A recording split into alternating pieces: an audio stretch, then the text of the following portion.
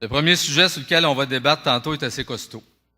On a réuni sous un même thème citoyenneté, immigration, français et laïcité. Il y a une personne qui a su incarner, je crois, avec brillance ces différents sujets. J'ai décidé de vous lire certains de ses écrits, certaines citations, certaines de ses paroles. Je vous dirai ensuite c'est qui, puis je pense qu'en cours de chemin, vous aurez deviné. Citation. La culture québécoise n'est pas la seule accessible sur le territoire québécois. Il y a la culture canadienne et la culture américaine, et surtout, il y a, pour l'immense majorité des immigrants, une troisième voie, celle de la fidélité à leurs racines. La loi 101 force la convergence linguistique. Mais pour ce qui touche à toutes les autres dimensions culturelles, j'ai constaté que le Québec avait tout à gagner à ne pas forcer les cœurs, mais plutôt à se les gagner. Citation. Je pense que l'immigrant a la chance d'avoir un pied ici et un pied dans la réalité de son pays. Donc, c'est un Québécois plus. Un Québécois grec, par exemple, est un Québécois. Mais il est également un Athénien. Il a deux vies qui s'accumulent, qui ne s'annulent pas, qui s'ajoutent. Et dans ce sens-là, il y a beaucoup à apprendre de ces gens qui ont vécu deux vies dans le même espace de temps. Alors que nous, on n'en vit qu'une. Citation. Je pense que les immigrants sont des poèmes au Québec. C'est parce que je suis devenu le parrain des immigrants au Québec que j'ai appris à les connaître et à approfondir un peu ce qu'ils étaient ici au Québec et donc à les aimer davantage. Cela a beaucoup marqué ma vie. Cela a aussi marqué la pensée du nationaliste en moi, dans le sens que c'est la phase nouvelle du nationalisme québécois. Un nationalisme beaucoup plus ouvert et beaucoup plus soucieux de respecter les autres qui sont ici et de faire en sorte que chacun d'entre eux apporte sa contribution à la construction du pays.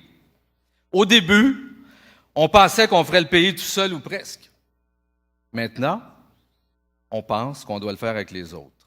Je suis fidèle autant aux immigrants qu'au pays, à l'ensemble de ce que le pays est maintenant. Les immigrants font partie du pays d'une façon intime et intense, comme les pierres dans un mur scellé. Gérald Godin.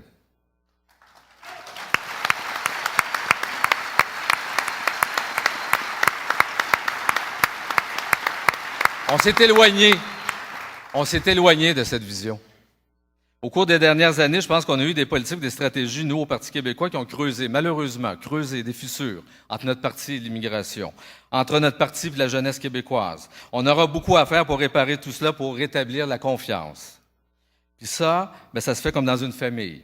Ça se fait aussi comme dans une amitié malmenée, en reprenant le dialogue et en cherchant à se comprendre. Nous avons beaucoup à faire, puis il n'est pas impossible qu'on puisse y arriver.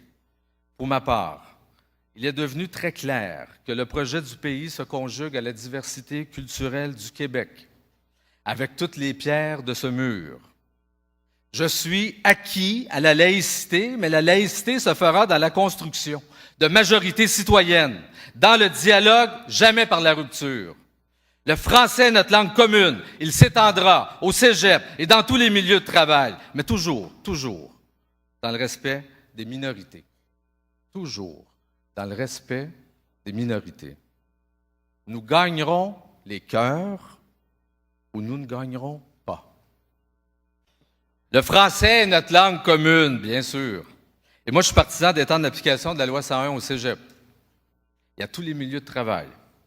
Mais toujours, comme je l'ai dit tantôt, dans le respect des minorités. Il est normal de s'affirmer. Il est normal d'être vigilant. Il est normal de revendiquer notre langue, notre histoire, notre culture. On est là. Soyons-y. Bien sûr. Pour autant, on n'a pas à se replier sur nous-mêmes. Et ce repli identitaire que j'ai évoqué tantôt nous a beaucoup fait mal, puis il continue à nous faire mal. Les amalgames qui ont été construits autour de l'immigration presque menacent à notre survie. C'est pas bon. C'est pas bon. Il y a des fossés qui se sont creusés entre l'immigration et le Parti québécois, puis il faut travailler fort à réparer ces fossés, ces fissures qui se sont creusées. Travaillons tous ensemble à réparer ça, s'il vous plaît. Alors, Martine, moi, je pense que dans ce débat sur la laïcité, on a un grand devoir, on a une grande responsabilité, c'est de bâtir des majorités. On les avait, ces majorités-là. On ne les a pas utilisées. Je pense qu'on a fait une erreur. On a surtout une grande responsabilité envers la société, c'est toujours de mener ce débat-là de façon constructive. On n'avait pas le droit, puis je pense qu'on n'a pas le droit, de mener ce débat sur de la laïcité sur le dos des immigrants. Je pense qu'on l'a un peu fait. Parce que c'est toujours la religion des autres, hein? C'est jamais la nôtre. Dans notre charte, il n'y avait rien qui visait la religion catholique. La laïcité, c'est une valeur universelle. C'est pas juste la religion des autres, c'est aussi la nôtre. Alors, quand on a à parler de laïcité, travaillons à bâtir des majorités. Et je pense que la commission Bouchard-Taylor, ces recommandations qui ont été tablettées, étaient un maudit bon point de départ pour bâtir ces majorités-là. Et après ça, on pouvait continuer à construire. Moi, je suis là quand on parle du débat sur la laïcité. Moi, j'ai beaucoup entendu, regarde, les immigrants qui ne s'intègrent pas, puis ils ne nous reconnaissent pas comme société, notre histoire, etc. Puis je pense qu'on oublie beaucoup les aspects humains de l'immigration. On ignore trop qu'une personne qui s'arrache à son pays le fait souvent au prix de beaucoup de sacrifices, puis d'obstacles de toutes sortes. Qu'une personne qui s'arrache à son pays le fait souvent pour qu'un jour ses propres enfants puissent mieux vivre. Les immigrants arrivent ici. Plusieurs sont bardés de diplômes, de compétences professionnelles, que souvent on ne reconnaît pas, comme tu disais, Martine. Ils se retrouvent souvent en situation de chômage, à travailler dans des usines au salaire minimum, au pire, puis il y en a plein à Montréal. Et pourtant, on ignore que, ça c'est les chiffres officiels, 50% des immigrants qui débarquent ici au Québec ont un bac. 78% des immigrants qui débarquent ici au Québec le premier jour ont une maîtrise du français.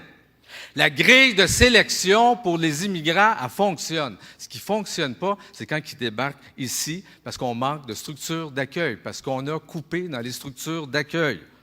Alors, il faut travailler sur les structures pour avoir des structures d'accueil convenables, disposer des budgets nécessaires, donner des cours de français, assurer un revenu minimum, un service d'accompagnement qui vienne de l'État ou qu'on mette en place des structures citoyennes, d'accompagnement, de jumelage de familles à d'autres familles, à Sherbrooke, à Granby, à Laval. On fait ça. Il y a des structures d'accueil pour les personnes immigrantes. Mais au niveau gouvernemental, ici, il y a des carences incroyables. Il faut travailler sur ça. Merci.